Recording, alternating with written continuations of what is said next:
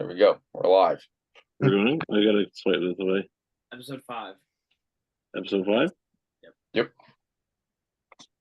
All right, everyone. Welcome to episode 5 of the Red Plates podcast. This time we have with us Nicola Langley. Are you going by Langley now? Yeah. For most things. I just haven't switched over my passport.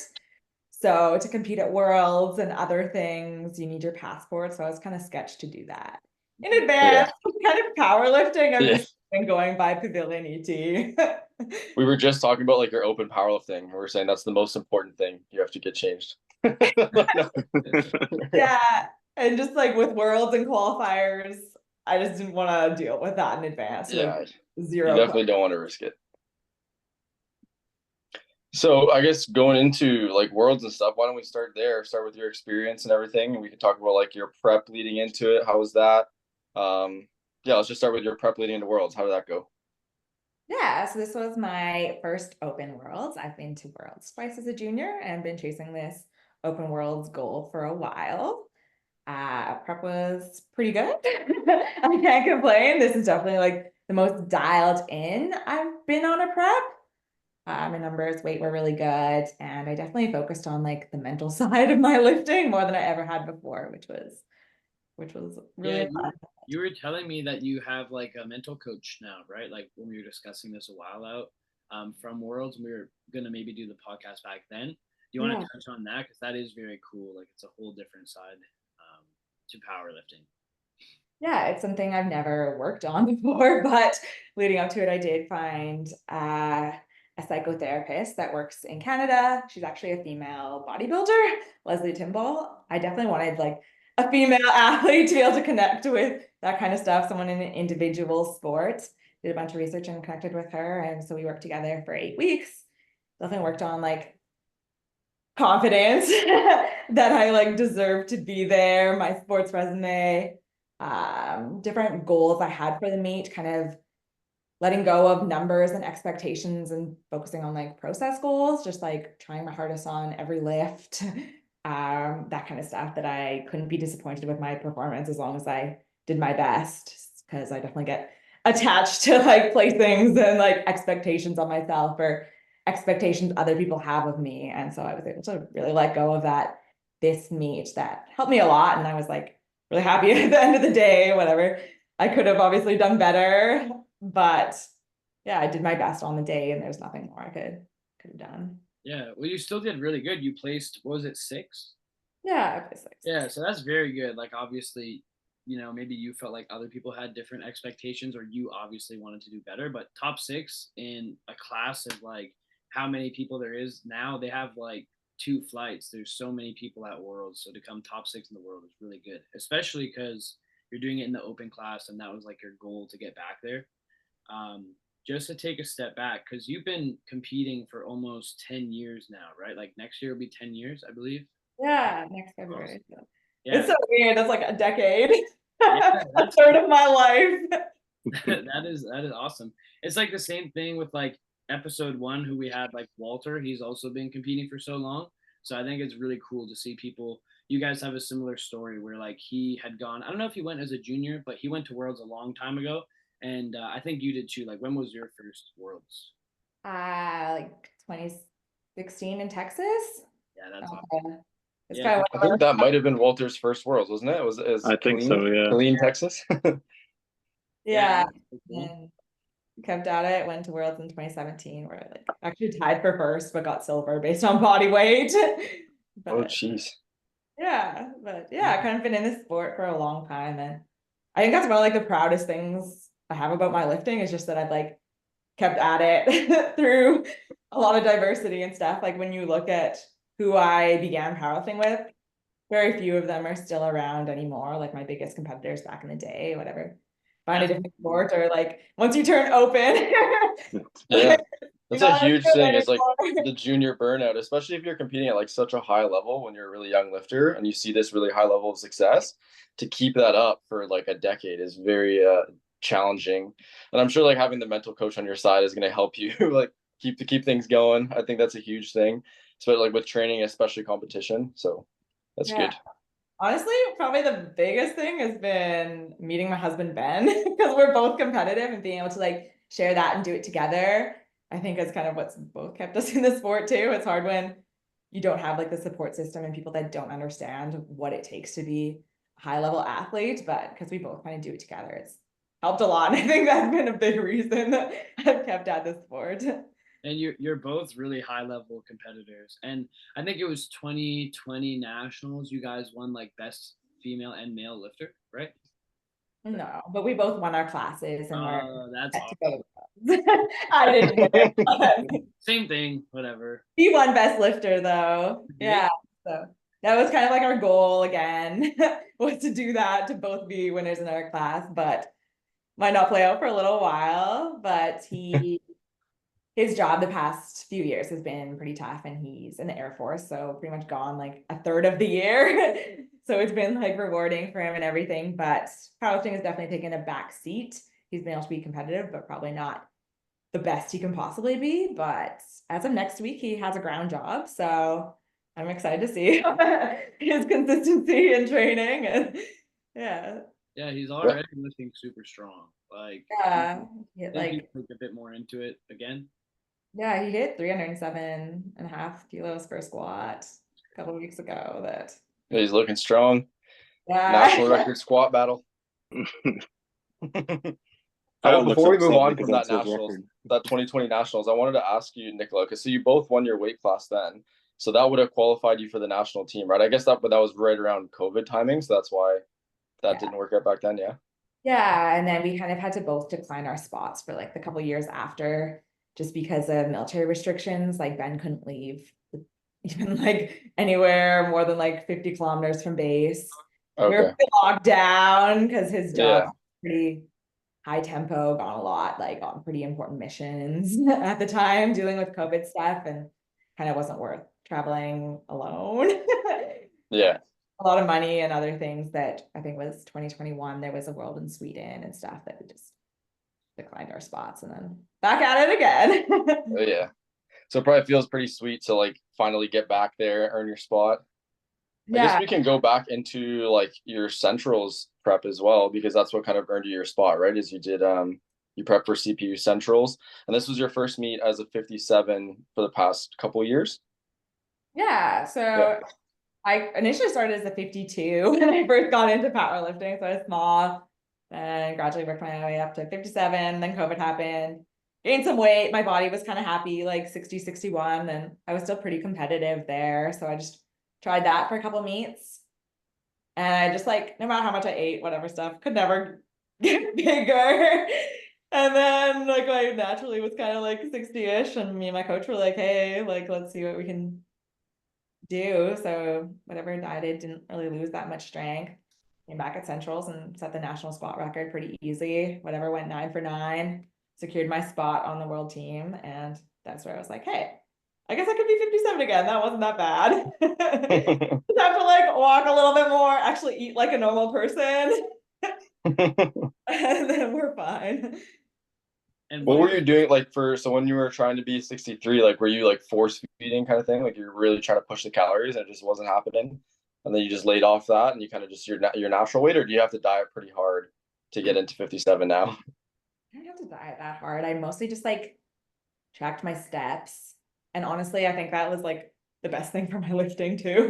Just not being a couch potato, like making sure I got 9,000 steps a day.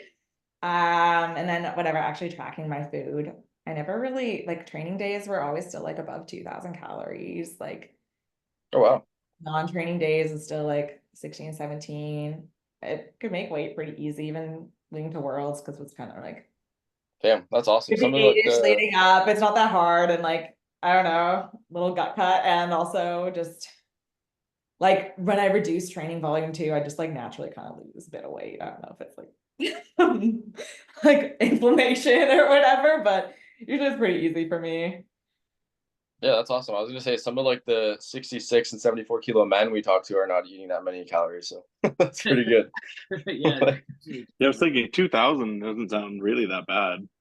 No, for 57 kilos, that's what, 125 pounds. Like that's not bad at all, really. 2,000. But I could definitely crush a lot. Like I'm the off season, man. Yeah. That. So I just literally had to like eat like a normal person and I kind of like lose weight and also And then just take Jax for a couple extra walks.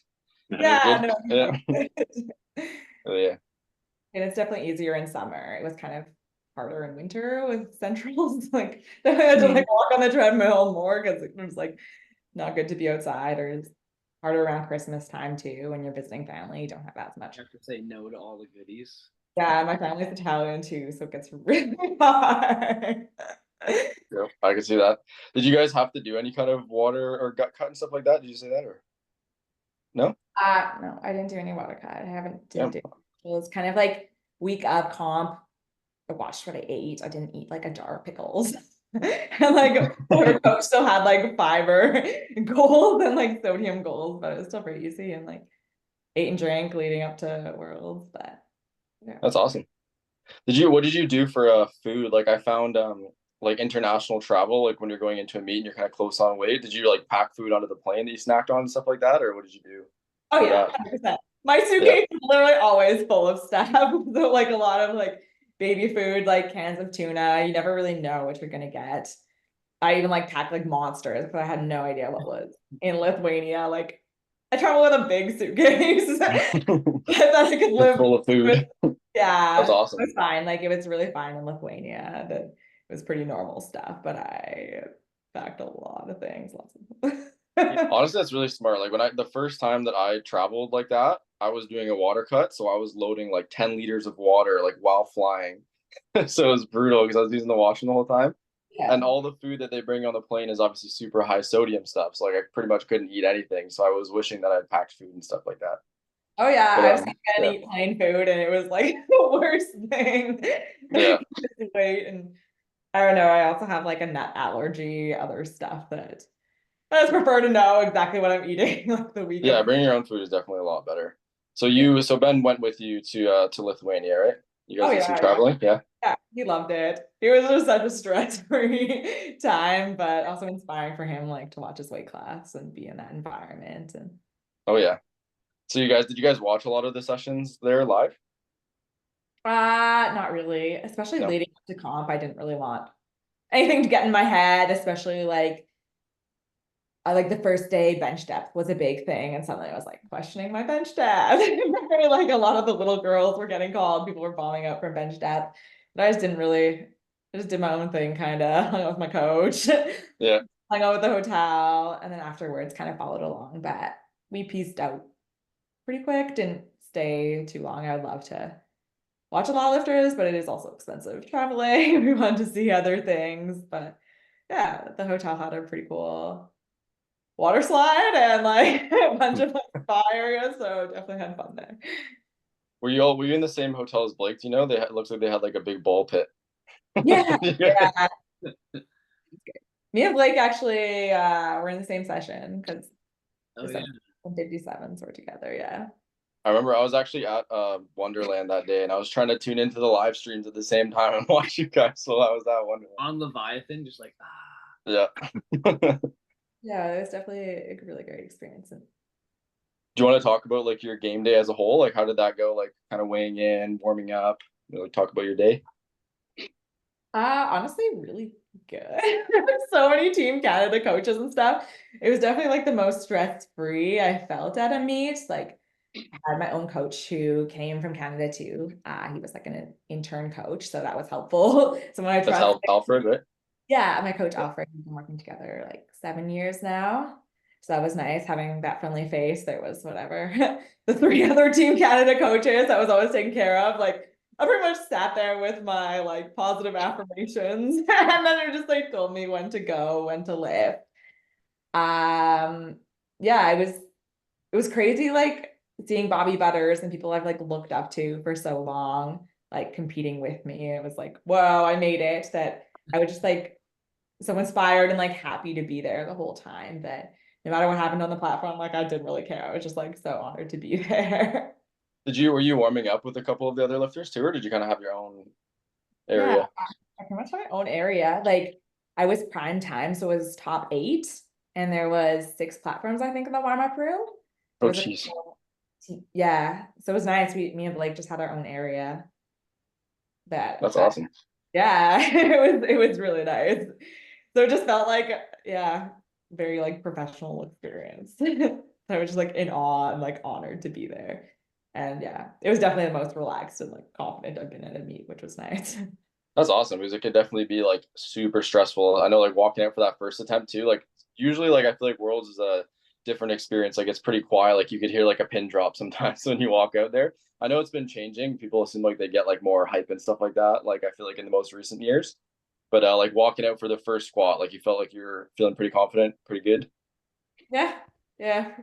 My second squat moved slower than I wanted it to. And I got crushed on my third, but I literally tried my best. There's nothing I would have like done differently. Like travel different, peaking different, deloads. Like it's obviously hard to get your last couple sessions on the road. Different time changes, other things can impact your lifting. It's hard to have everything exactly fall right on the day, but yeah, it was really awesome and a great environment and can't complain. Did you Do have you to get think your that last couple of training? Go ahead, Trevor. I was good. Do you think the 8-person flights affected you at all? I know they run really quick at Worlds. Oh yeah, that was Yeah. weird, especially like I missed my second deadlift. I lost grip. So then you Mm. kind of go to like the bottom if you're like redoing your attempt. Everybody goes up attempts. So then you suddenly have to go. I think I had like 4-ish minutes or whatever. Like I think my whole session lasted 2 hours and 12 minutes, which was Jeez. nice. You were like focused the entire time. Like I don't like when it drags on. You have like 3 flights of a billion people late at night. Like my session still finished super late, but I kind of felt like it helped. I was always in the zone. But yeah, you don't get a lot of rest between your attempts. And I'm definitely someone that procrastinates at the gym, chats with people, changes the weight, make sure everything's perfect before I like do my next attempt. That yeah, it's different on the world stage when you don't have very much time. Yeah, it seemed like in the lighter flights, especially, that they move really quick because the jumps in between attempts aren't that big. Like it flies. Oh yeah, like especially like the benches, it's just like pretty much one plate. Then you're maybe like moving around a little bit. And when you have a great platform crew, it goes really fast. Yeah. Yeah. So you guys did some traveling after Worlds too? Like where did you guys go around to? We just popped over to Poland for a few days. It's somewhere Ben had never been to, and yeah, I wanted to explore that. So it was great. Like, binged on pierogies. Very cool. You guys were posting about traveling recently, but I guess that was for something that wasn't the World's traveling. That was something different. Yeah, my coach actually just got married to Rhonda. They've been together for like 13 years. So Ben was a groomsman at that. And so we were in Vancouver for 4 days. Okay, cool. Yeah. Yeah. Very nice. Did you do any hiking? No, not that time. Mostly a lot of drinking. And I did some kayaking and we did a boat ride. And then I'm visiting my Calgary, or sorry, I'm visiting my family in Calgary in a couple weeks, so I'll do hiking there. Nice. Lots of traveling then. That's fun. Yeah. You guys went to Italy last year for your wedding, correct? Yeah. Awesome. Yeah, you guys have been enjoying life and doing like these world level competitions. Trying to. Sometimes like that's the good thing about powerlifting is being able to travel and explore new spots. Yeah, because Yeah, especially places you don't normally or you would never think of going, right? yeah, like Oh yeah, I didn't really know where Lithuania was before there was a powerlifting competition there. Yeah.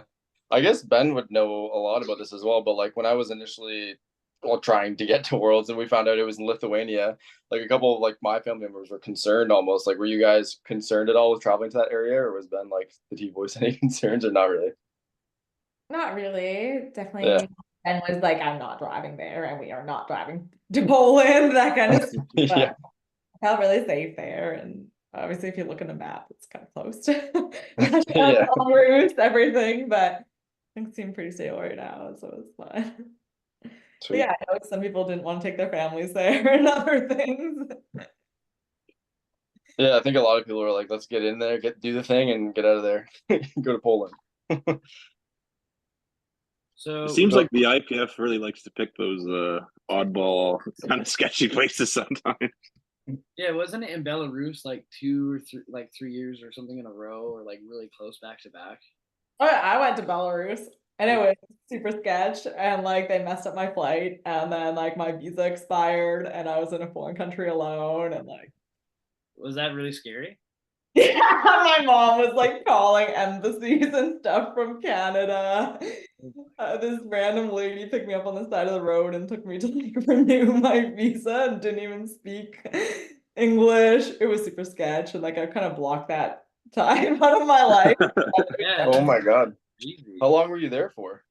Like you got stuck longer than you planned to be? Yeah, I was like gonna go to Kenya right after from Worlds. And then when I got to the airport, they're like, I had like a layover, I think, in like Russia or something. And they're like, no, you can't travel because you don't have a Russian visa. But you don't need to. It was like this special zone where it's just like a traveler zone. But I don't know. They ended up having to like refund my flight after because I fought it all. And like didn't follow the rules, but I got stranded there and you're like detained if you like don't have a visa. So I had to quickly like somehow find a visa for a day or whatever. I don't know. It was Oh not my God. and even I think someone like died there. Yeah, what year was that one? That was 2017. Oh, wow, that was the 2017 one. Yeah, because I heard that someone did like die at the Worlds. Like, I don't know what happened, but yeah, I don't know. I don't know much. Is that the last time they had a world event in Belarus, or did they say, "Oh, that's fine, we'll do it again"? I I guess. think they were swatted for Belarus like a couple of years ago and then they changed Yeah, it. I think it was supposed to be there. Yeah, and then they changed I it. think they switched it to Sweden or something, didn't they? Yeah, yeah, that's what happened. Yeah, because they did it at like near the Alico Yeah. or something. What are the next couple? Like it's supposed to be Germany 2025. Did they announce 2026 or is there a bid yet?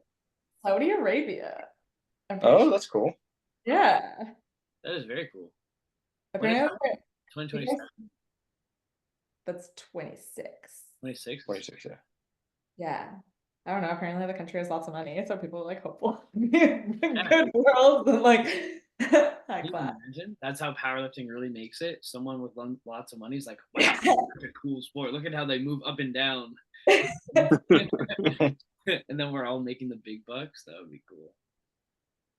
Yeah. I don't. Did they stream? Because they announced that whole CBS broadcast thing, and initially it was going to be like Bench Worlds that was broadcasted on it. Did they also do like Classic Worlds on that as well? I'm not sure. I don't know. I know my session was like the Olympic channel and the IPF channel. And then there was like Eurosport too for some sessions, but I don't Yeah. know. Yeah, I feel like all like the primetime sessions on Eurosport, which is big, and it's about like powerlifting is huge in Europe too, so that's also very good. I just don't know how the whole CBS thing. I remember when I saw that announced, I got super excited. I was like, "Oh yeah, we're making it big time." Yes. I think I saw somebody post something that they were replaying the sessions from Worlds, maybe on CBS, Oh, okay. like in an Instagram story or something.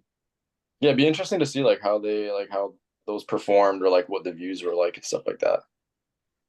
I think actually I was listening to, I think it was the Sabado Session podcast, like with Durans, and he was saying that I think actually this would have been on YouTube, but like a lot of like the streams got lots of views. Like I guess the 83 and who was with the 83s like for the women's side.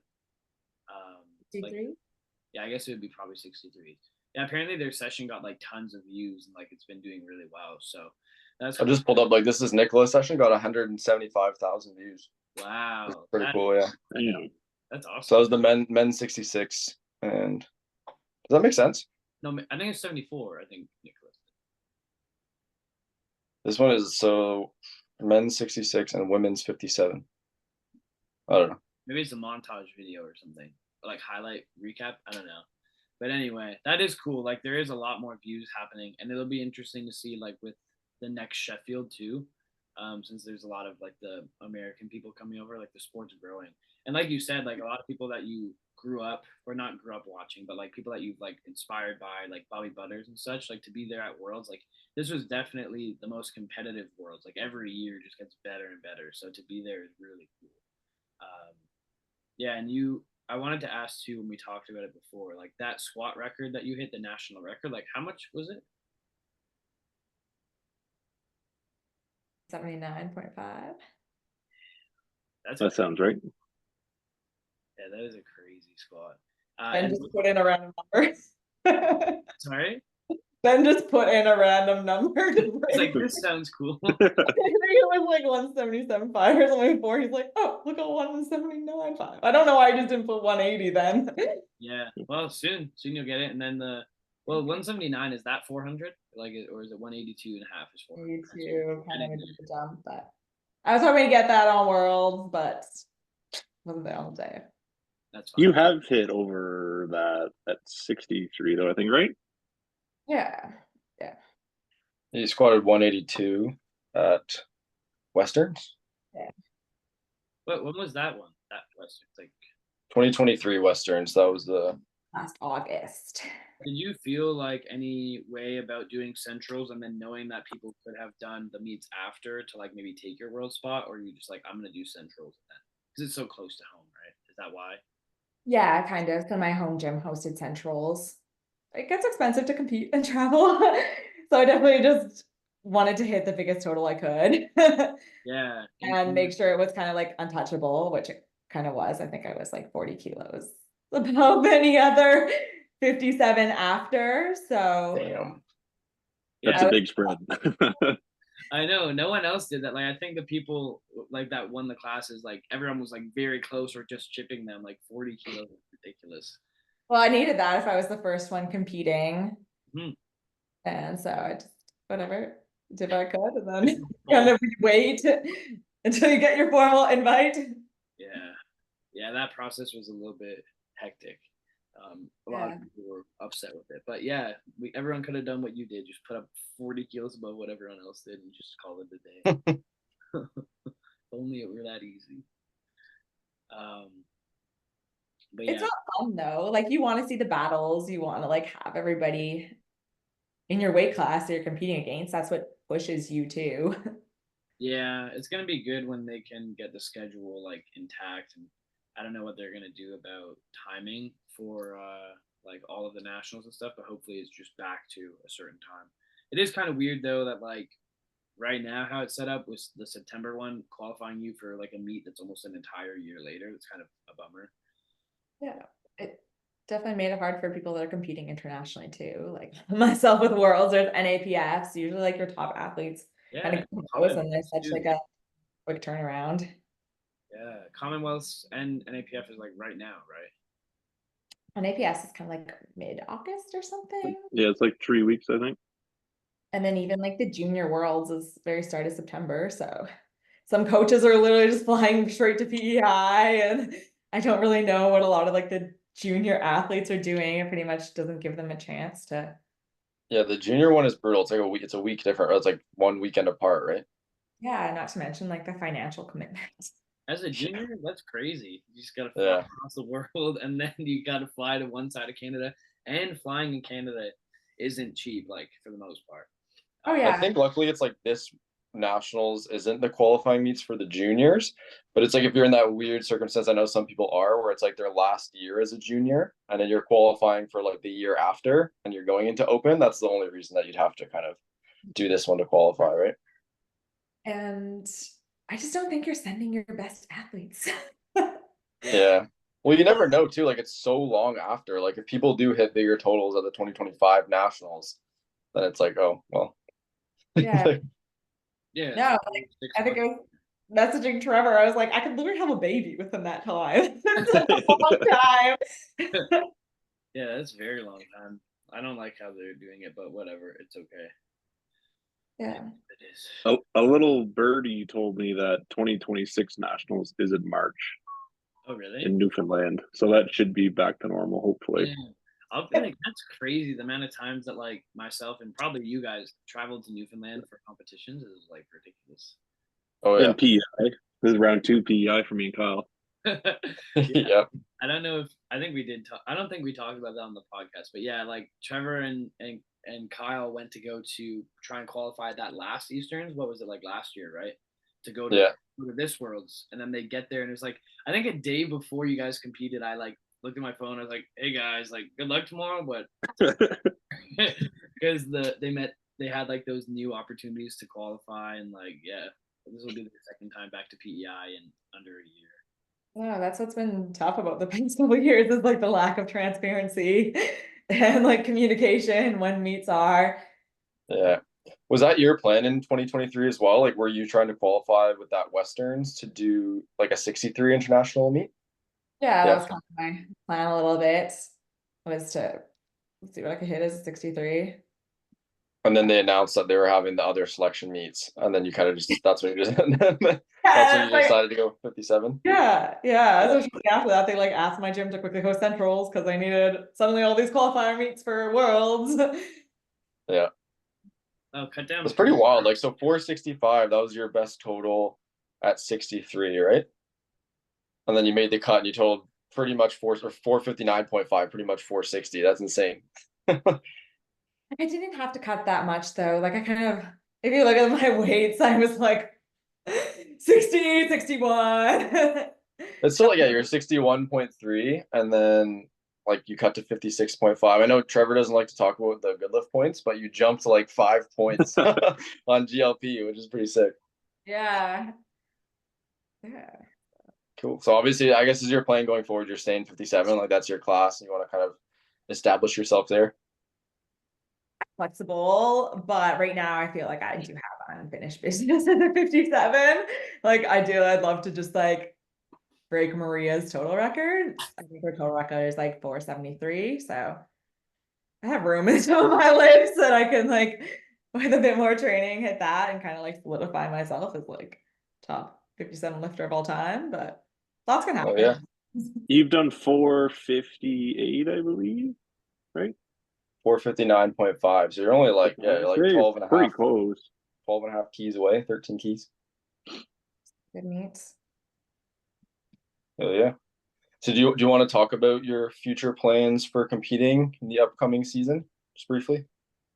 Yeah, so initially my intention was to do this upcoming national. So it's going to be a quick turnaround after Worlds. Obviously, not the ideal situation for an elite athlete to come back in summer and grind some training out, but I was pretty confident I could just secure my spot as 57 world team again. But unfortunately, scheduling a lot of qualification changes over the past year has made me ineligible. So I've done, I think, 3 national meets within like the past 15 months, worlds, but and done a lot of volunteering, repping, other things, but changing qualifications and scheduling has me ineligible for my profits. So yeah. Yeah, so it's obviously really like unfortunate. Like you talked about, like you're definitely the most dominant 57 that's actively competing right now, like 40 kilos or whatever you said above everyone else. So it is unfortunate, but I guess you're planning to do the following nationals 2025 would be like the next meet that you have your sight set on. Yeah. So this is pretty fresh still. Like I happened like 2 days ago. I've been pretty emotional Yeah. about the past couple of days. Like I'm definitely someone that needs something to train for, goals, and suddenly I should just have that like crushed down with kind of like a little out of my control. And like I've done everything I could this past year to like be the best athlete I can for Canada and like do as much for the sport as I can, and to have that taken away was kind of disappointing. But yeah, my plan will be to do the next nationals, and so ideally take a bit of time to sulk, enjoy summer a bit, and then go back to training and I do like crush it. Yeah, I guess that's the silver lining, right? You get some time to kind of chillax after the big worlds meet, do some traveling, go see the family, like you said, and then time to get back after it. Luckily, it's like this nationals is not like a whole year away. Like it's only what's the next? Could be like 6 months away or so, or 5 months. It's definitely 7 months, and it felt like Is so. it 7? Okay. Then I like had to put it in my head. It's like 32 weeks, like 32 weeks. Yeah. Like that, like 32 training weeks is nothing. Like you have like your blocks that way, and like test your numbers a few times within that, and so it's not that bad. Yeah, just keep building. And it actually does go by pretty fast. Like when you have a date in mind for like a meet, you're like, oh wow, like I'm like 32 weeks out, 16 weeks out. Oh gosh, it's time to like peak and get ready. And so it'll come around faster. And plus, like you've done before, like you've been pretty dominant. Like you've gone to worlds from like a like juniors, and you're doing it again in the open. Like just keep grinding and you'll be fine. You have that total record in mind. You just gotta go destroy that. So yeah, lots of good things as well. Like it's not like it's all over, but that is unfortunate. You get to enjoy your summer, unlike us.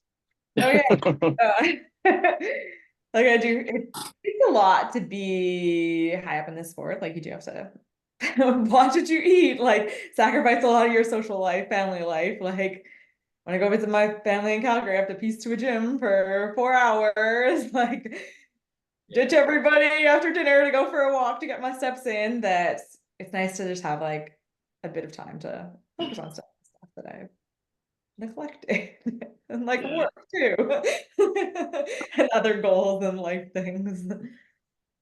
Yeah, I guess this would be your busier season probably for work too, right? With what you do. Uh, Usually summer isn't too bad. Spring is the worst. No. But I guess, do you want to talk about what you do for work at all?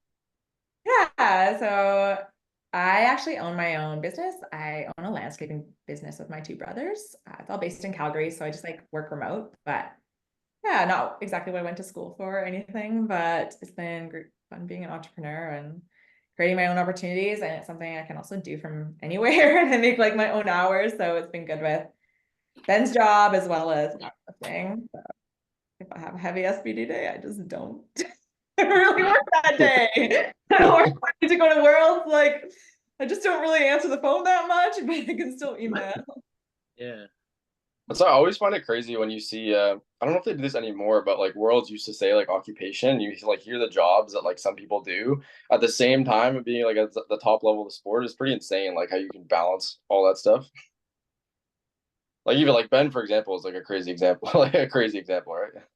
Oh yeah, like he's honestly my inspiration for a lot of things, like just be in some foreign country, minimum crew rest of like 8 hours and still find a way to like go to the gym or take a can of tuna if he's dieting and whatever. But it's gone harder as we've gone older too. I'm not in our early 20s anymore and can just live off of zero sleep and yeah. But Do you guys often train together as well, like whenever you can, I guess? yeah, for Yeah. sure. Especially when our sessions are like 4 or 5 hours, we have a full day of work, then you still gotta go to the gym. That's like our only time to hang out together. And especially our gym is whatever, 20 minutes, half hour away. So it's our time to hang out, chat about life and stuff. And yeah, I don't know. There's benefits and cons to being in a relationship with another elite athlete. Like if one of us has a bad day, it is a bad day for both of us. And Yep. awkward car ride home and Yeah, that is tough. But at least you guys both like have like these high goals that you're both striving like to get to together. Like you guys can both understand completely like how you guys go about things and no, I gotta go to sleep early, but can't watch this movie. I have to have a good training day tomorrow. And then just like everything is just very well understood because you guys are both going for like to see how far you can get in the sport. oh yeah, and it's always a competition between us too. Like Alfred has our programs pretty similar, so oftentimes we kind of like test our numbers at the same time or other things. So it's always like we're always on our calculators. We had the best squat that day. Always like comparing. So it's good to have that as well. Someone that can push me. Yeah, Has 100%. has Ben worked with like any mental coach or anything like that? Have you told him about like the benefits? Uh, he hasn't. Our coach thinks he should, but it's not really anything talked about that much in sports. Like, oh, you're a tough athlete, just lift the weight, whatever else. But there's a lot of different factors to powerlifting and also just being an elite athlete in general. Like, not just about like confidence, but just like expectations, other things, dealing with injury. Like, powerlifting is also like our life too. It's like consumes us a little bit. So being able to yeah address different things and Yeah, because I mean, you guys have been in it for so long, and obviously that's helping you recently get to like that next level. Because you do the same thing all the time, but now you have like someone to bounce ideas off of and just talk to. Like, okay, this is how I can level up my game, and it's good. Like you need things like that when you just do the same thing for almost competing at a world level for what 8 years now. That's crazy. Would you say it's like mainly competition side of things that the mental coach has helped with, or is it just day in day out training as well? Like you feel more confident, or just like being able to work through your emotions as a lifter and stuff like that? Like, what do you say is the biggest benefit? yeah I'm just like chatting about goals, other things, especially in like powerlifting, like squat, bench, deadlift, like 4 times a week, it can get like boring. So like always like refocusing, especially when I have like 7 months to build. It can seem like a long time, but really like giving each session my all. Yeah, journaling, reflecting, that kind of stuff before each session. It helped me a lot too, like what I wanted to get out from each session, the goals of each session. So training it helped a lot with you. So you already talked about kind of like at Worlds, you felt like super confident, like better than you have competing before. I know something like that I've experienced obviously is like big nerves, like going into a meet, like especially if you're doing like a weight cut or something like that. I have a video from like 2022 provs of me trying to like rehydrate after a big weight cut, and like out in the parking lot, like puking. So like it's always like nerves I think affect like a lot of people, and like you said, it's not really talked about too much. So I can definitely see like the mental side playing a huge role in competition. But like it's interesting to hear like in training too. Like when think about like when you have like a really big lift coming up at the end of the week, it's like the whole week you're just thinking about, right? 100%. Yeah. So at Worlds, I actually had like a cheat sheet. So like my mental skills coach, like they made me make like a cheat sheet up before Worlds of just like some things I need to focus on. So if I ever got too nervous, I could like look at it. But I didn't really, and like I could like reframe my nerves. Like if I had butterflies in my stomach, I was just gonna make the butterflies all form and fly in formation. So they'd like help me squat more, stuff like that. Like not thinking about the weight of the bar, I just like remembering like my 3 cues that I had for squats, my 3 cues that I had for bench. Like nothing else really mattered, and nothing else was in my control, but those like kind of 3 things. So squat, I needed to have like my big brace, use my legs, and like everything else would kind of like fall into place. And also, I don't know, positive affirmations and just like pumping myself up like helped me so much leading up to that. I was just like meant to be there, like done my best, deserved to be there, like that I was like the strongest in Canada, like that kind of stuff. But Yeah, I feel like that all makes a huge difference. Like if you hear a lot of like the top level athletes talk about like their competition day, it's like a lot of the times they're doing things like you described, like just recentering themselves on what they're doing and like their attempt. Versus sometimes like I'll feel like I'll get caught up on like, oh, like where's this person at? What do I have to do this? Blah blah blah. But like versus a lot of people will just like be completely zoned in and don't know anything what's going on with the yeah, competition until yeah, the no, end of the meet, right? it literally didn't matter what other people did. I never looked at the scoreboard, just like did what I could. I like missed my second deadlift on grit. And like past me would have been like so nervous, like frazzled, other things. I was like, it's fine. I'm just gonna hit him on a third. Like I've come back from lifts before. It's not gonna be any different. Like, and I got it.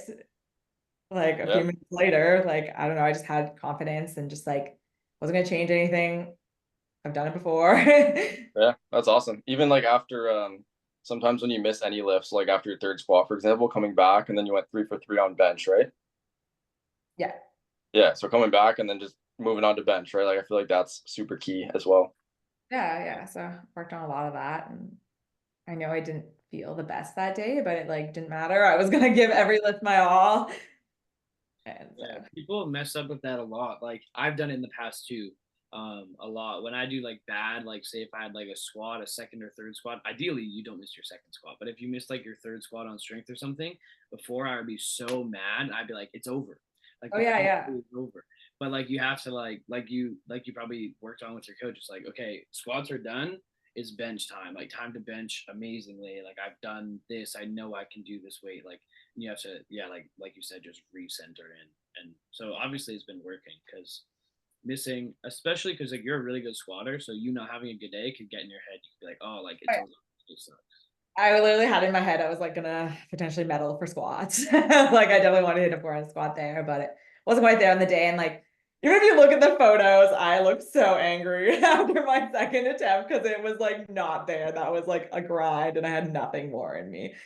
If it was up to me, I probably would have like scratched my third squat because it was just like not going to be there. But I still tried and gave it my all. Like I literally fell backwards because I just pushed so hard. But there's nothing different I would have done. But I just wasn't there that day. Yeah, and you're very capable of medaling at Worlds. It just wasn't your day. Like, but it is crazy just to know that like if it is a good day or even like a decent day for you, you have like the potential to get a squat medal. No, and that's like inspiring too. And that's why I wanted to like keep the momentum going and compete at nationals shortly after and like keep going for that because my next opportunity for Worlds isn't like 2026, but not in the cards for me. And the universe, I'm sure, has a plan for my lifting career. For sure. Would you compete at NAPF or anything next year, you think?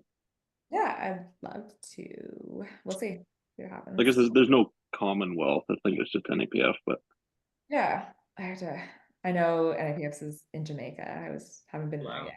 oh, that would be cool. Yeah, so yeah. Obviously, like Worlds is the top. Like that's what everybody strives for. But yeah, I definitely still need goals. So I'm scouting some meets and even have friends in Ireland, other spots that I know I can like make my own opportunities too for competition. Yeah. Even like you said, 32 weeks does not seem that far for some reason. Like when you think about it as a powerlifter, like our training blocks, I feel like that would fly by. No, I like, know. When Luke and I were talking about it, like whatever it was when we first discussed, it was like 12 weeks from nationals. It's like I feel like that passes in a blink sometimes, like So yeah. It's really only 3 training cycles, and like you said, silver linings, like that gives you more time to work towards that record, which you're definitely capable of in that time. So that'd be cool. Yeah. Is there anything else that you guys have questions for about just anything or anything you want to bring up? I don't know. First female athlete that you've interviewed. I was just like wondering if stuff was gonna come up about like being a female athlete or whatever else. But yeah, I mean you're a good representative. We do have lots of people that we want to get on to, like since like nationals is coming up, and we honestly just need to get more episodes out, to be honest. Luke, is that why you put flowers in your background for the first girl interview? I just thought it made me look pretty personally, but is there anyone that you think we should have on the podcast, like just that you were thinking of? Because we're trying to get lots of Canadian people on the pod, and maybe other Canadian women that you would like to see. And I don't know, Emily Zerlinden in the 63 classes. Pretty cool. She was like a vet, a mom, chats a lot about mental health and balancing a lot of different things. So she's cool. I think she was on our list. Like we had a bunch of people before Worlds that we were wanting to get on, but it was just so rushed. Like we were like trying to get everyone on. Yeah. I don't know, when you're dialed in for a meet, like I don't know, you don't want to chat about too much stuff. It sets like expectations about your lifts. Like didn't want to communicate that I was like ranked 4th, and it looks bad when I like play 6th or something like that. So, even though it's not a big deal, that I think I was messaging Luke that like the podcast would be so different chatting before or after. Yeah. And either way, it's fine. Like, I think people should be confident, like, going into any meet. So if you go on a podcast and you say, like, I'm going to do this, like, it's because you're capable of doing it and you think you're going to do it. Like, you should be able to speak that, like, there's no, and if it doesn't work out after, it's like, whatever. Well, it's like that on social media too. Like, lots of people don't post their big lifts, other stuff. Gotta keep it a secret. Yeah. It is tough when you say certain numbers or make these crazy bold claims or like maybe talk a little shit and then it'll backfire afterwards. Like, I don't feel good today, and you're like, damn it, like I shouldn't have said all that. I should go delete my Instagram captions. Hey, but there's also something about intimidating your competition. Like sometimes I'll see my competition doing big lifts. I'm like, oh no, and it's like scary. So there's different avenues. Whatever. Or like if you do a big lift and it was like good, people are like, oh, okay, 405 on comp day or like something like that. And you're like, no, like I just gotta like stick to a plan and build a total.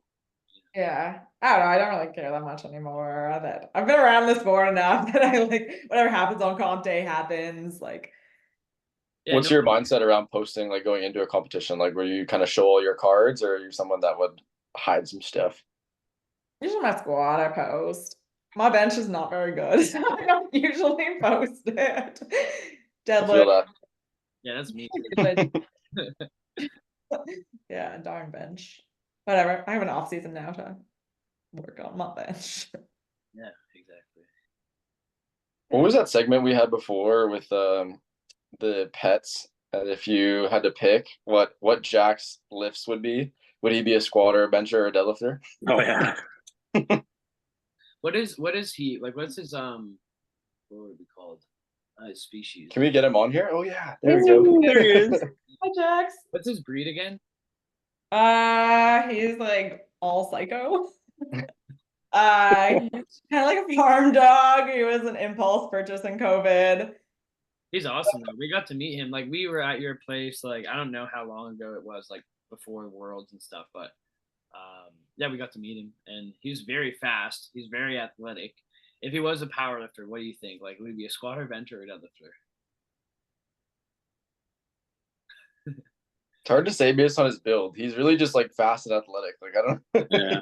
Like lanky. I don't know. Deadlifter. Maybe a deadlifter. Yeah. I'm also lanky and I can squat for some reason, but no, he's a good training pal too. We've like taught him to do bench commands. So if we're working out from home, Oh yeah, I've seen that. That's cool.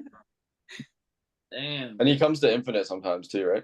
Yeah, sometimes, but not recently. It is like a little bit of a distraction for us if we have heavy sessions and really need to be focused. But on chill days, he'll come then. Yeah, I seen him on your story, like while you were benching, like he's just like there, like helping you out, just like watching. Yeah, bench is his favorite. Like deadlift, he's scared of. Kind of doesn't like it. Especially like if you do it because you have the garage gym, or like no, it's the home gym. I don't know if it's in the garage, right? But anyway, like it's probably just echoey and extra loud for him. Yeah, it's not a good experience. But bench he loves, and he's really good. Like we kind of just like been lifting with him since the day we got him. That he knows not to come close to us when we're lifting, but between lifts he can get all the cuddles and kisses. And I was gonna say that's good because sometimes deadlifting can be like a little treacherous with a dog around. yeah, he's good. Yeah. We've just like completely destroyed our garage from deadlifting. Like all the concrete under is just bad. So when we go to sell our house, we can just have our deadlift platform because it's not going to be good to look under. Just leave it there. Yeah, just leave the deadlift platform. Say home gym included. Yeah. Cool. I think we probably covered everything, unless there's anything else that you wanted to touch on that we didn't kind of talk about yet. No. Should we do the fuck, marry, kill? Oh yeah. Okay, go ahead, ask. So it's fuck, marry, kill, squat, bench, deadlift. Marry my squat, kill the bench, and fuck the deadlift. Yes, I think that's been the only answer so far. People we've asked this question. So. That's awesome. Or maybe Walter's was opposite. No, I think Walter. Or did we do it with Walter? I don't remember. He would have married the deadlift. I feel like we didn't because he was the first episode, and then Lucas kind of coined that. He asked us. Oh, that's true. Yeah. Yeah. That's valid. Great answer there. I agree. I think we all agree. I don't know. But we I think it's funny too. It switches on the day. And when I first got into powerlifting, my deadlift was the best, and like my squat sucked, and now my squat just was caught up to my deadlift almost. Yeah, it doesn't hurt when you're squatting national records, right? I'm sure it makes it more. Do you have anyone that you want to kind of give a shout out on the pod? My dog Jax. I don't know. My husband Ben. My parents are also super cute and just like come to all my competitions. They came to Lithuania, and I think my husband has been to pretty much every comp other than like local ones, which has been pretty cool. Even my parents don't even barely know what powerlifting is. They're just like there to support me all the time. It was cute. To show up with the go sports sign. Yeah. And then also the Centrals logo had my face on it as that was like the inspiration for Centrals. So of course my mom needed a shirt and also shirts for the family and stuff. Yep. And yeah, it was you and Ben, right, on the shirts, or yeah. It's dope. Yeah, but people wanted more of me apparently when they were buying shirts. So that's good. Or so I'm told. Maybe Derek just said that to make me feel good. Cool. Well, this has been great. Thanks for coming on. The first girl guest. I'm honored. I'm honored. Yeah. We'll have to have a pool party sometime this summer, but maybe after nationals. Yeah, sounds good. I'm sure we'll come out for a session at Infinite, probably maybe in prep at some point. Yeah, that's no, because now I'm not prepping, so happy to host, and our pools are really nice right now. Sweet. Yeah, let us know like a time because we like there's lots of people at the gym we like to train with, and Dale's there too, and we can have like a good session, so that'd be fun. Yeah, I know. Okay. Cool. Awesome. Tell Ben we say hi. Okay. He's gone, but he gets back late tonight. Nice. Seattle for training. Sweet. He gets promoted tomorrow too, that I got to go to, that I'm excited about. What is it? Sergeant. He gets promoted tomorrow in rank, so military rank. Oh, well, that's awesome. Yeah, that's a big deal. Congrats to him. Tell him that we all said congrats. And yeah, we'll see you guys soon. Thank you again so much for coming on the pod. Glad we could have you on. I was excited when you guys started the podcast. We just gotta get tons of episodes out. We're gonna film tomorrow and stuff, so yeah, just gotta pump them out. So yeah, it's been good. Yeah, I'm sure you'll be on again too. Maybe like at some point during the prep when you hit some big stuff, or talk about your training leading into whatever next meet you end up doing, maybe next nationals. Yeah, we'll have you on again, part 2, and you'll tell us about Yeah. it. Okay. Unless you hated us and you're done with us. I actually joined a soccer team though, so maybe I'm just gonna retire from power. Oh damn! It helped with my squat today, but my deadlift did not move because I was so sore and had shin splints. You have to ease into that. Now that you're like a power lifter, we're not meant for those sports. You gotta like ease into it so your shins don't die. Yeah, but as a competitive person, do you think I ease into it? 0%. I'm here sprinting, like. I always tell myself that, like, whenever I start playing a game, like a pickup game of something, or especially soccer, because I played soccer when I was younger, like, I'll be like, oh, just ease into it. And then, like, the ball's nearby, and I'm like, I gotta go get it. You can't have it. I ran in like 7 years, and then I just like my friend started a soccer team, and I was like, yeah, I'm in. And just I was like going in, I was like, do I even know how to run still? But whatever, it's fine. It's been fun, and that's the fun thing about whatever. Now having an off season, I was like gonna quit soccer, kind of. I've played a few games, and now I can just like keep going. So be able to like enjoy some of that. Yeah. Okay. Well, I'll stop the recording. Peace out, guys. Thank you for listening to the Red Plates podcast. Leave a review down below. Nicola, where can they follow you? What's your Instagram handle again? Stories not selfies is my Instagram handle from way back in the day. I like it. It was cool. I just forgot it off the top of my head, but it's unique and good. So go give her a follow. Check out her training. Gonna do lots of big things in the upcoming years, like she has been doing. So go give her a follow. All right. I'm gonna end the recording.